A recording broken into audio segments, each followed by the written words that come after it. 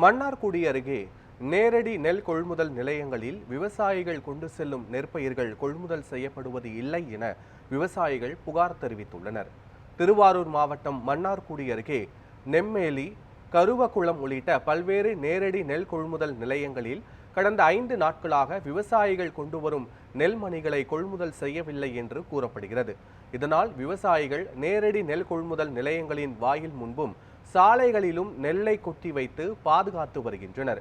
நெல்லை கொள்முதல் செய்யாததால் விவசாயிகள் மிகுந்த பொருளாதார இழப்புக்கு ஆளாகி இருப்பதாக வேதனை தெரிவித்துள்ளனர். மேலும் அரசு அதிகாரிகள் உரிய நடவடிக்கை எடுத்து நெல்மணிகள் மழையில் நனையாதவாறு கொள்முதல் செய்ய வேண்டும் என விவசாயிகள் கோரிக்கை விடுத்துள்ளனர். விவசாயிகள் மன உளைச்சல் பட்டு நெல்லை கிண்டி விட்டுட்டு இருக்கிறாங்க. அதிகாரிகளை கேட்குறப்ப உடனே இந்த ராலி மூவ்மெண்ட் ஆனவொன்னே நாங்கள் பிடிக்கிறோன்னு சொல்கிறாங்க. ஆனால் ரொம்ப மன உளைச்சல் பட்டுட்டு இருக்காங்க.